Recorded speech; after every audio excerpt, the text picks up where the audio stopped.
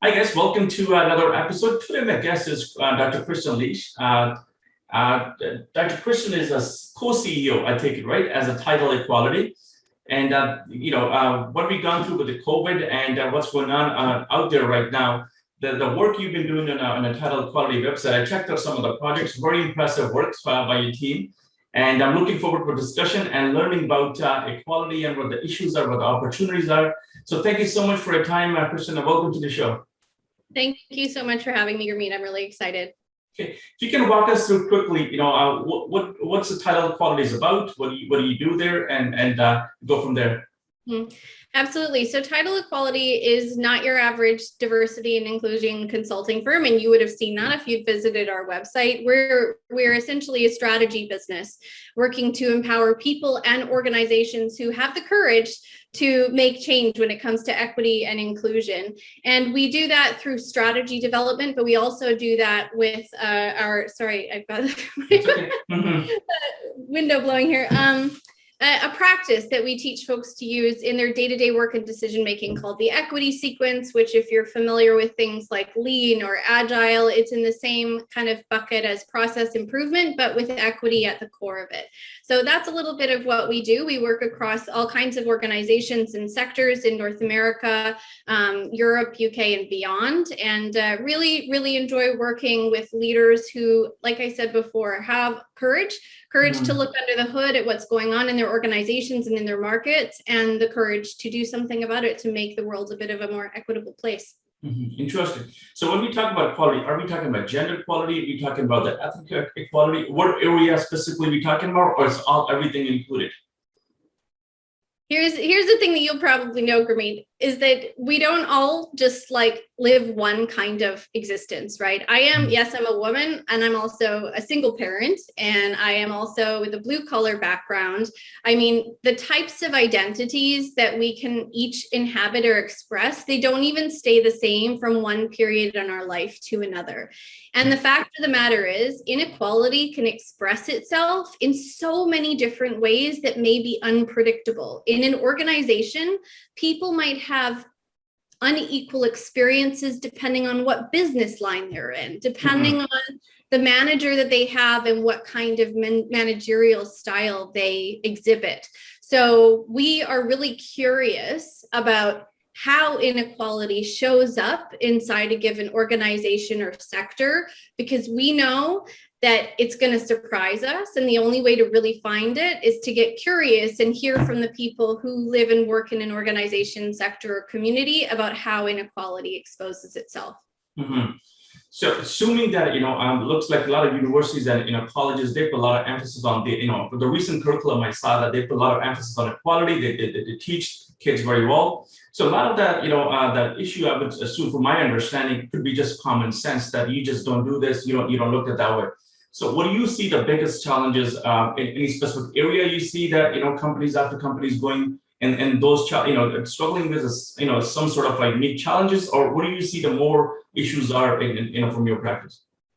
That's a great question. I imagine that there are a lot of leaders who are going to watch your program, your podcast, and feel like things have gotten a whole lot harder in this area in the last year and a half, 2 years or so. And they're not wrong.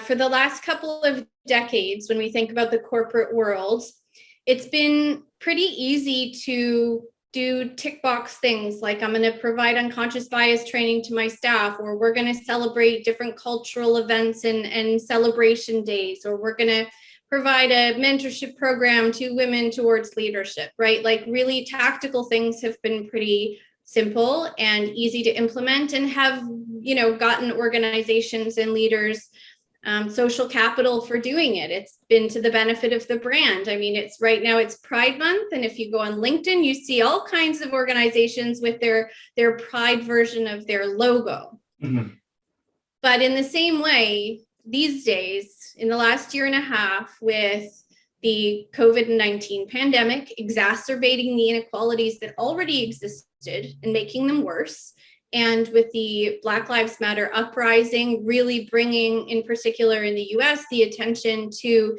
anti-Black racism. And that's, obviously expanded the conversation beyond. And here in Canada, where I live, reckoning with the Indigenous relations and what has been a horrifying history of treatment there.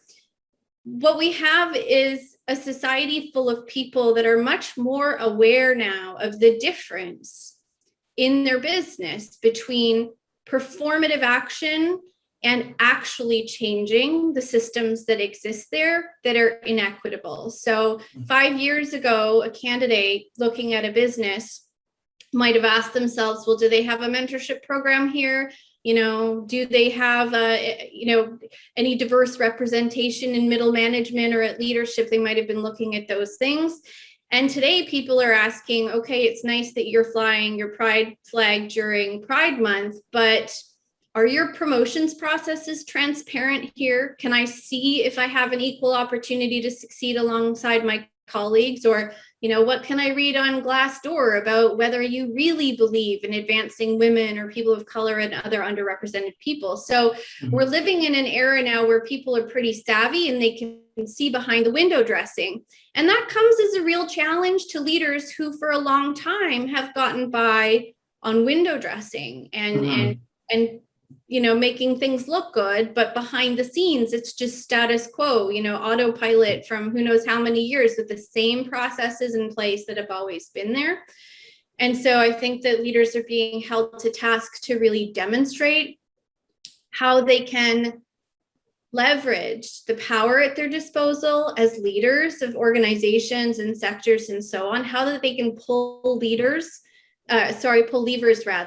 in order to make space for greater equity and inclusion and justice and transparency in the places where they do their business. Wow, that's very complex. You just mentioned some of those very, very complex issues that business leaders are going to deal with. I mean, at the end of the day, business are built for performance or for revenues. How do you find that people look for balance between this? Definitely, equality is very important. Especially with the COVID, health and safety become very important. So many issues you just mentioned. How do business leaders find a balance between those? Though I want to make sure that my policies are taken care of. It's in my practice as well. Same time, I got to move the business forward, so I'm a profitable vessel for me to survive. How do you think they find balance between these things? I think the fact that you're asking this question is a really good example of how for a long time, equity and inclusion and diversity have been perceived as side of desk, good to have, nice to have things, as opposed to strategically relevant in the business. And so like you, there are probably leaders saying, I don't have time for this stuff because I've got to sell a product or service or you name it, right? I'm going to give you a very simple both example of what it can look like to be inclusive with a very simple example of how it benefits business. So I was conducting a facilitation a while back for a client in the food service industry. And I was teaching them a thing that we do called the equity sequence. I mentioned it earlier. And on that call was the new incoming CEO for this business. He had previously been the president of a large national food chain. And he was there to show his support for this initiative, and so on. And we teach people to think about inclusion and equity as actually just making room at the table for new and diverse perspectives to inform everything from decision-making to strategy. Because right now, in most organizations, you have a lot of homogeneity at the top of a business making big calls, right? In terms of what we're doing in our market, what our strategy is, and so on. They can't see into all of the different problem areas, but also, and you mentioned this early on the call, opportunity areas, should they involve new perspectives. So that's what we're teaching people to think about when we're talking about inclusion. Now, in this example, we talked the folks the equity sequence, and one of the questions focuses specifically on asking yourself, in any given decision, who is this being designed by, for, with, and without?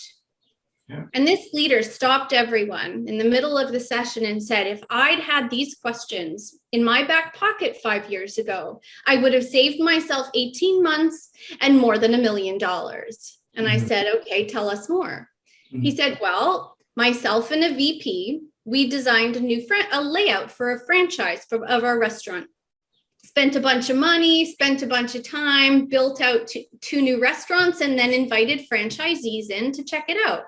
Well, they hated it. And they said, no, like, I don't want my restaurant to look like this. This doesn't work for me. So they had to go back to the drawing board. This time, bring with them representatives from their franchisee population to help them co-design a restaurant layout that would be welcomed by all of their franchisees across the country.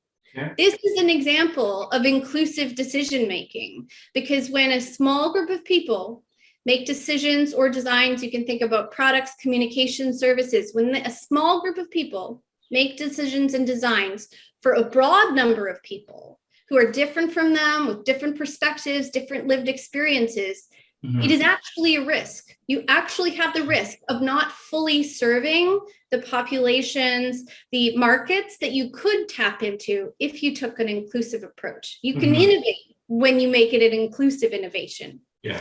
So at the end of the day, I tell folks, you're leaving not only money on the table, but the benefit to your culture and to your brand of starting to make decisions in ways that are inclusive of all the people who could benefit from whatever it is you do.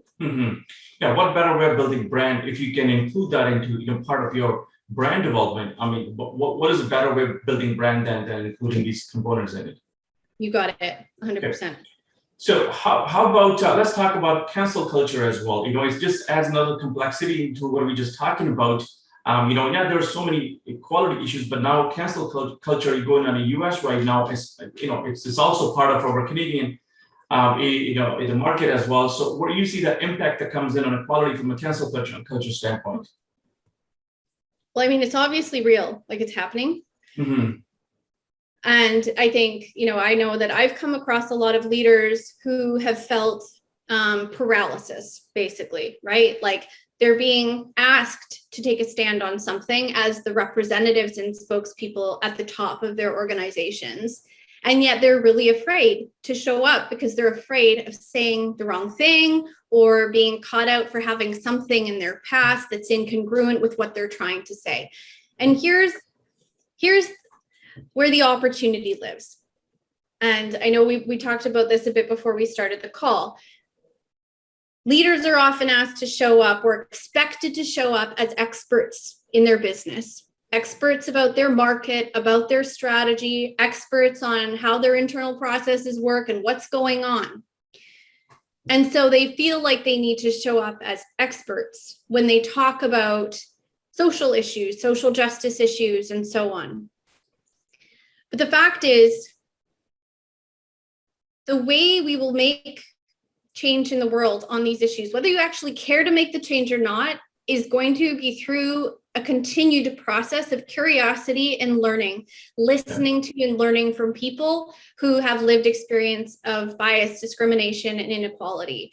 And to take a stand, to say that a thing like, for example, the murder of George Floyd, or here in Canada, the deaths of thousands of children in residential schools, to say that that is wrong is not a hard thing to say.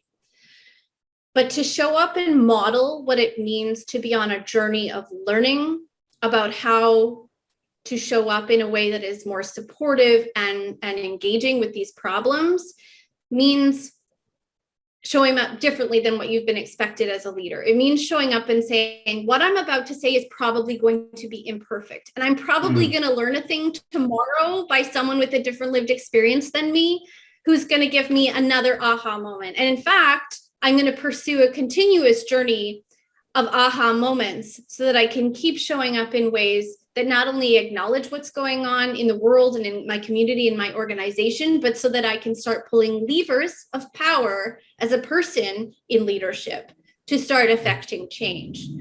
And so I think leaders, if they were to show up authentically from that place of being on a journey of learning and communicate that, it all of a sudden not only models to the people inside that organization that we don't have to have the answers. We don't have to have it perfect before we act. But we can start with curiosity and the candor about what we already don't know, but with the intention to make change. And those things are things, like I said, may not feel like the regular activities inside of the toolkit of an organizational leader, but they are muscles worth exercising and getting a little bit better at using if they're going to go forward with authenticity and with, actually legitimately engage with their populations, both inside and outside their organizations. Yeah, so what I'm hearing is the ongoing process of listening and readjusting your thought process. And hey, listen, where do I have to align, make sure that I lead properly? So instead of just one set of ways, I need to constantly listen to people, gather information, and move forward and make the changes as an ongoing basis. You got it. It's a very, and it goes back to what I was saying about that inclusive decision making, because if a leader shows up and says, you know what, I'm hearing from folks in this business that we keep promoting the same types of people. And I keep hearing from people in our business that how we promote is really opaque. Nobody really gets it.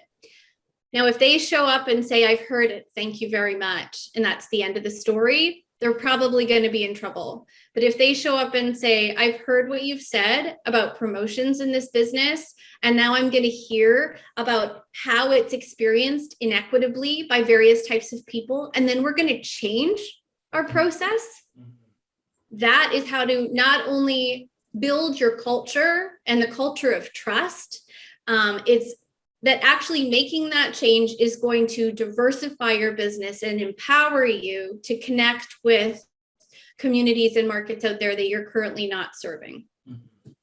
So where do you see challenge at an organizational level or personal level when somebody says, I'm going to go this path, inequality, I'm going to put that in part of my strategy, and I'm going to implement such a way, the way I should be done. Where you see the biggest struggle come from? Is it from organizational level, change management, or is it as definitely personal level on leaderships? Where you see biggest struggles come from? Yeah, I think the biggest struggle, and this is similar to something I said before, is not thinking strategically about this. Okay. So I'll give you an example. Like, let's say a business comes across a really amazing diversity training. I'm going to say it's equity sequence, just for sake of argument. And they decide, okay, we're going to now make this mandatory to everybody because we think it's great, and make everybody do this thing. Okay.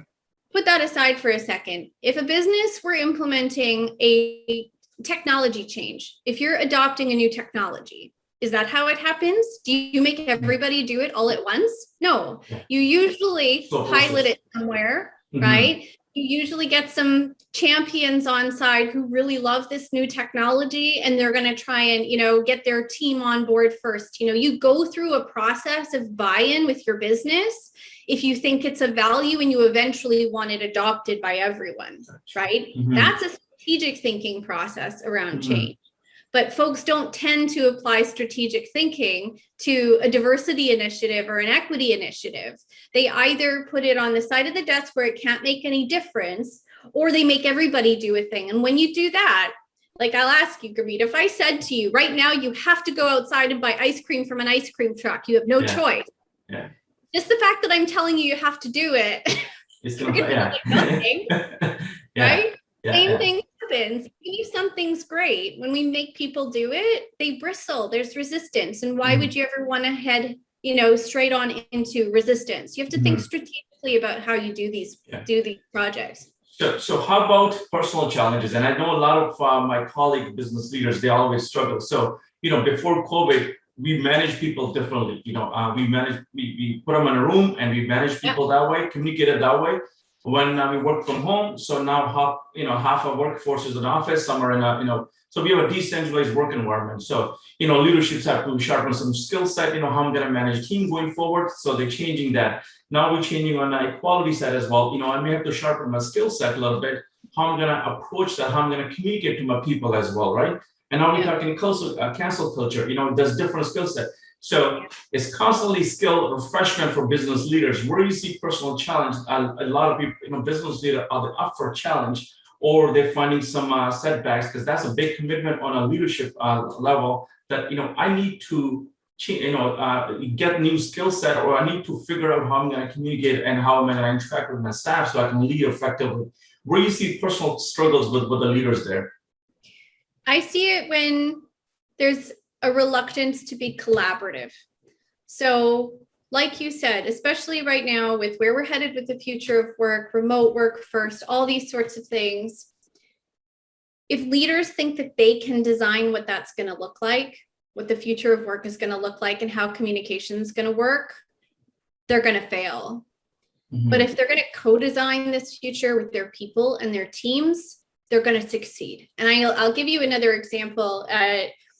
There's a business that we're working with right now, and they're thinking about this future of work. And one person suggesting, why don't we get together a cross-functional group of people across our business, better understand, the challenges of at-home work, the challenges of hybrid work, what people are thinking about in terms of coming into the office, and let's co-create a solution to this. Mm-hmm. That leadership team has no interest in that. And they're saying, no, we're just going to tell them what they're going to do. Yeah. How do you think that's going to land in this world post-COVID? Or, well, we're not quite post-COVID, but, in the future of work. You compare that with any other organization who decides to do that work of going out into their people and soliciting their feedback on how can we do this in a way that is going to empower each and every one of you to do your best work in these circumstances, and we will build to that end together. Mm-hmm. Right? In the second process, you get, again, cultural strength and trust. You get collaboration, and you get a solution that is going to work for the broadest number of people. In the other example, you get resistance, you get solutions that don't fit. You will end up having, more resistance on your teams and disruption to the work.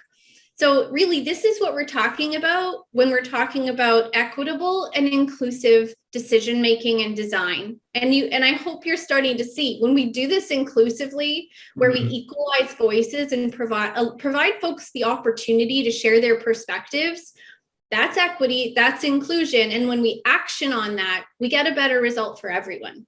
Mm-hmm. And you build better culture as well. People gotta buy into that. We build much better culture than without it. 100%. Exactly. So where you see that younger workforce coming to, especially in Ontario, I'm not sure where you in your area, Ontario is such a tech hub. Toronto, we get the big corporation, IBM is taking over this week as well. They're building their workforce. So a lot of young tech talents coming into the workforce. Where do you think that educational level is? Are they expecting this to be at a workplace when they come join a workplace? Are they expecting quality to be taken care of these issues? Are they expecting that the cancel culture, those issues already works, people already aware of it? Where their expectations? Where from your thoughts? Where do you think they're coming from? Yeah.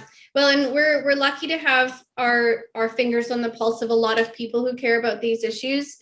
In our learner population, in our communities. And you know what, Gurmeet, this is of great importance to people entering, especially in tech. And I know there is a segment of tech leaders who probably wish that things could be apolitical in the workplace, that probably wish we could just do work here. Because all of this is complicated. It's nuanced, and nuance is difficult, and people don't always like dealing with nuance.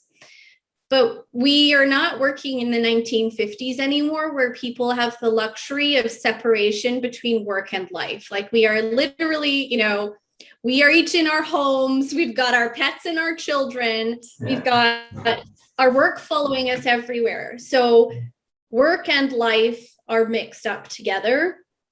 And so the things that people care about in their life, they care about in their work. But not only that, there has always only ever been a very small segment of the working population who has had, frankly, the luxury of not caring about equity issues at work. Mm-hmm. There are very few people who've always gotten to show up, do their job, be compensated fairly, be advanced equitably. Many people don't get that luxury. either because of the color of their skin or because of their gender or because of their age or their ability and so on. Actually, for the majority of people, they don't have the luxury of just showing up and just doing their job as if all other things were equal, because they're not. And so we have a generation now, Gen Z and so on, who are in the workplace. They actually want to see that they're in a place where they have an equal opportunity to succeed, to reach their full potential.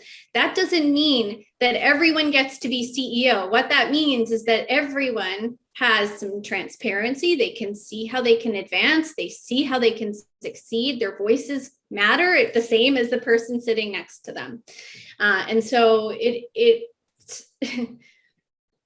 an organization that doesn't recognize the real value in focusing on and making these issues real in their business are going to be missing out on that key talent, because they're going to go somewhere where it is. Exactly. There's a lot of opportunities that way, especially in a talent, you're competing on a talent level. You need that people to compete for skill set as well. Interesting. We're interested. So where you see from a business standpoint, if I'm somebody's building a business or somebody trying to scale up, they build some strategy around it, that's what we're gonna do. And how do they go about implementing? They definitely have to communicate to the people, but they need on a daily basis, they need a hand holding. They need somebody to drive that change in a company. Is that something you guys help an organization to do that, or is it information, or there's systems that people can deploy? How do they deploy the change in an organization if they want to push through it? If they want to push this through, they'll recognize, first of all, that the responsibility to make change can be seated in very different places throughout the business. So in other words, like, let's take a tech company. You don't just want to say, hey, folks in HR, this is your job. You actually want to say, hey, everyone in the business, who here cares about making their work more equitable and inclusive? And you're going to see hands go up in every area of the business: sales, accounting, UX design, you name it. There are going to be people who care about it. Those are the people you want to empower to make change, because when you do that, you'll see everything in the business begin to change, not one segment of it.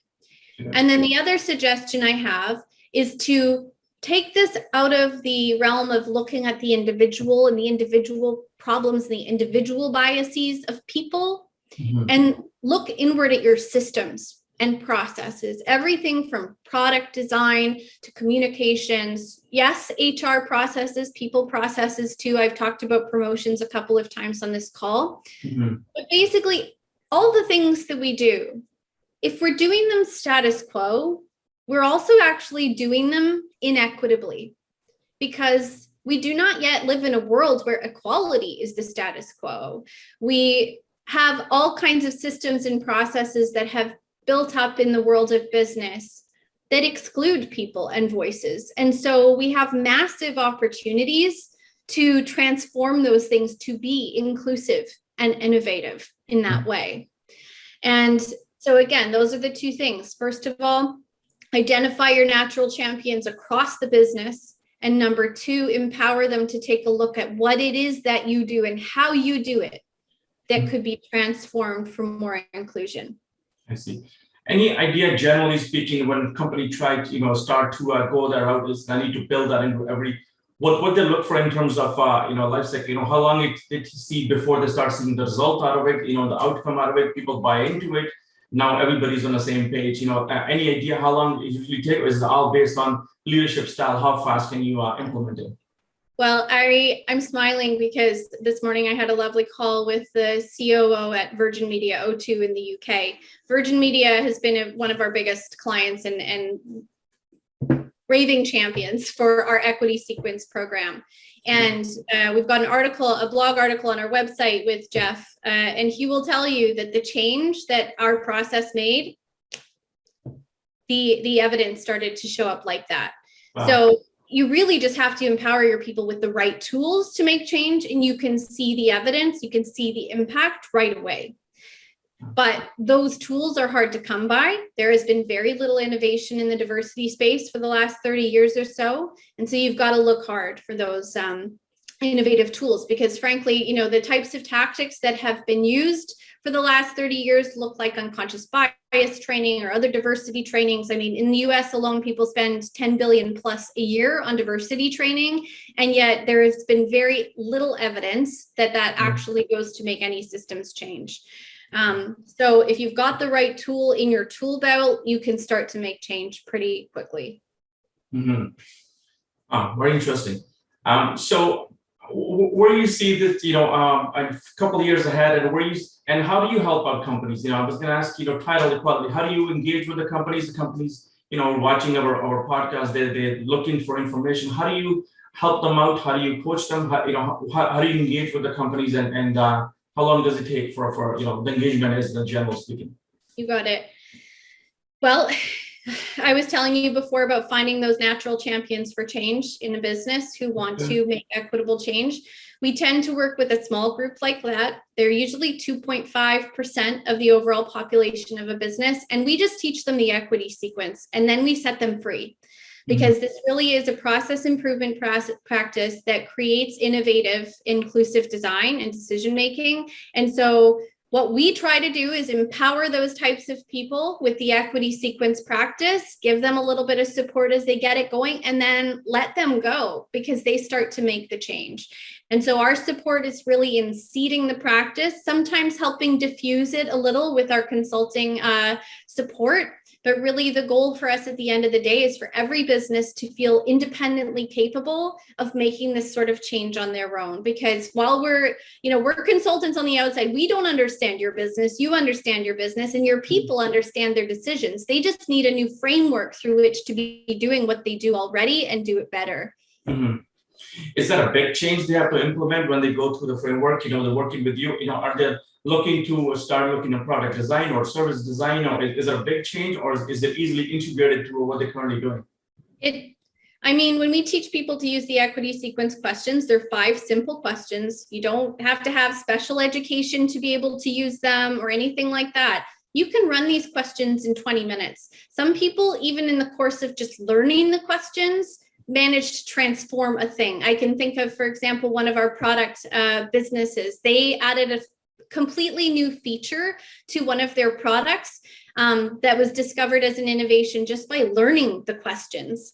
So it takes 20 minutes to run these questions through any sort of design or decision-making process, and the innovation can start right away. Okay, so if I take that approach, I implement it, I have a champions, they implementing it. How do I gauge that in about, later on a year, 6 months, a year back? I said, listen, how far I got? Is there a way to gauge that? Listen, I wanted to implement this, how far I got with that, and where is the gaps are so I can fill those gaps again?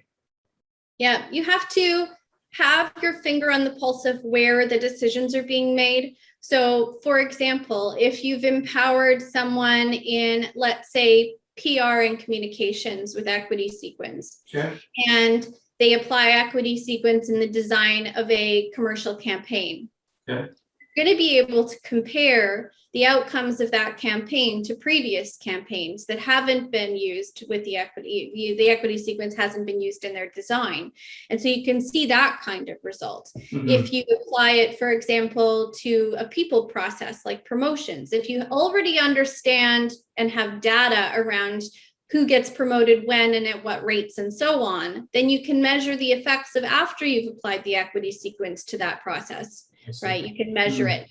But this is both the beauty and the complexity of allowing all sorts of different people to use this transformation practice, is that you've got to follow the stories of where they put it into play and what the results are.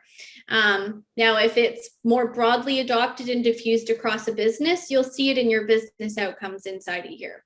Yeah, you can measure that based on department performance or team performance, that, where are you making an impact. And I would imagine sales is one of the department where if you can make a changes there, it will have a bigger result, a bigger outcome, because now you not selling only, but you also being ethical and more credible. Very interesting. So talk about a little bit of your background, Kristen. How did you get involved in this, and how what's your journey been, and how do you start this task of inequality in this area, and where are you going with this? Yeah, well, it's a bit of a meandering journey. Okay. My background is in education and academia. I used to be a high school teacher, but I was the kind that was a little bit irreverent of the sorts of things that I was supposed to be doing at the time. So I had very, I allowed my students to pursue their curiosity, and many times that they also pursued curiosity related to equity issues. And anyways, the reason why I got into this work very specifically was when I was doing my postgrad work, doing a PhD. I was studying the work and the lives of change makers at the turn of the 20th century. These were suffragists, these were people who were anti-abolitionists, and so on. But I'd also had my first kid. So I had my baby in one hand and my study stuff in the next hand. And I was saying, oh my gosh, not enough has changed in 120 years between then and this little baby. And I knew then that whatever I was going to do after that was going to change the story. And that's what I would commit my life and career to.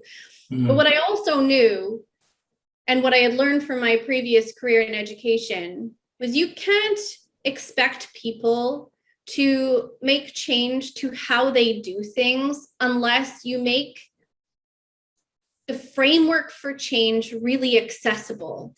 So in other words, there are lots of concepts and theories around how you can make systemic change for greater equity, but they seem really complex and unwieldy. And gosh, what's the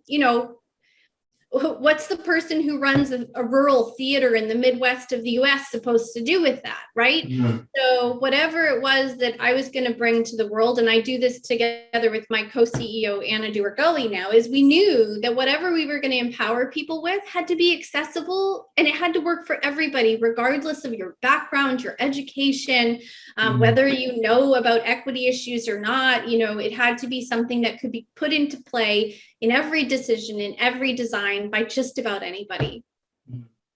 Yeah, that's one of the when I saw your website or saw the information you posted on LinkedIn, the way you guys put a context around it and the way you guys simplify this each and every single topic, and then you presented that in a business content, and then business leader can transition that, take that content and apply it to every single area. I think that kind of work I've never seen before. It's very simple to understand, very simplify that, and use a real world business example and a couple of blogs I was looking at, that you explain that topics, very, very complex topics, in a very conversational way. And I think good work done by your teammate. I was very impressive that I never seen in such a way that is these complex topics explained in business content that way. Well, isn't it funny, right? I work ostensibly in the diversity and inclusion space, and yet it is a very exclusive conversation that suggests there are always right words and wrong words. There's a lexicon. And I think in the process of professionalizing this kind of work, it has seen folks throw in unneeded complexity that has meant that many people don't feel like they know how they can engage in this kind of conversation or this kind of work. So to me, it's just a little bit ironic. We need to make this work accessible to all, something that everyone sees that they can have a part in making change. And so I'm really delighted to hear that that's how you found that. Especially from business leadership standpoint, if there's so many sensitive issues out there, when you're interacting with employees, you want to be careful what word to use, what not to use, what stand to take. Even the thought process is so much you have to be careful about. You have no idea where to draw a line and which direction to take sometime, right? And you kind of, when business leaders don't know how to deal with something, they simply ignore it. And hoping that it will go away when it will come back. But we know the problem's not going to go away. It multiplies and comes back, right? No. But that's what I see. No, you're right. No harder tools. And I think that's where hesitation comes from, that it just so complex, these issues, you don't know which way to go. Yeah, and I think that's you brought us full circle with that, Gurmeet, that it really is about it's about agility, it's about humility, and it's about co-creation, really, right? It's not up to a single leader to singularly define the equitable future of the business. It's up to a leader to open the doors to the decision-making table and invite to it perspectives that have been previously ignored. And that is really what this work is all about. Very interesting. So what's next for Tidal, and what's next for you? Where are you guys heading for next, this year or next year? Well, we are just looking to equip more and more courageous organizations with equity sequence so that they can take that and transform how they do what they do for innovation and inclusion. And so that is what we are focusing our work on. Anybody can learn the equity sequence. It's actually available online. So any individual can go learn the practice. If you Google equity sequence, you will find it. And it's very affordable and it's designed to be accessible by many, many people. So that's where we're focusing our energy, because that's where we're really seeing the transformative change. Mm-hmm. Is there any book in a works for you? I can sense that there's going to be some book coming out soon. It's so funny that you say that. Yes, stay tuned. Watch this space. Yeah. I started a couple of blogs, and I get a sense that there's a book in a place that looks like there's a lot of content and there's a lot of value you're going to deliver for people who try to understand very, very complex issues. That it'll be good service. Good stuff. Where can people find you? Where can they connect with you, and how can they approach you? Right. You can find me on LinkedIn. I'm very accessible there. Our website is www.tidaleequality.com, or you can Google equity sequence. Maybe I'll speak to that for a moment, just because everybody gets confused. We are tidal equality because a tidal wave starts with a disruption from below and it transforms the landscape. And we want to live in a world where equality is the new status quo and everyone can achieve their full potential. But we get there by making equitable change to all of the inequitable things around us. So the equity sequence is the tool that will get us to that future where equality is the status quo. So don't get them confused. You find us at tidaleequality.com, but our tool is called the equity sequence. Yeah, I think it was listed in the service section, right? One of the tools listed there. Is that correct? I saw somewhere that the tool was listed there. You got it. There's no other equity sequence, so you Google that and you'll find us. Interesting. Well, I learned so much about this topic. It definitely is a complex topic, and I think all business leaders who are watching, they need to pay attention to it. They need to listen to the people and definitely reach out to experts like yourself and have a conversation. It's you need to have a different perspective. There's so many complex issues that in society that people need to be aware of that. But I definitely encourage everybody to go check out your website and reach out to you for a conversation. They can gain many different perspectives, like I did, just a quick conversation. That's awesome. Thank you for bringing your curiosity to this conversation. And I hope we can do another one soon. Good. Thank you so much for time. Thanks, Gurmeet. Have a good one. Thank you. You too. Bye.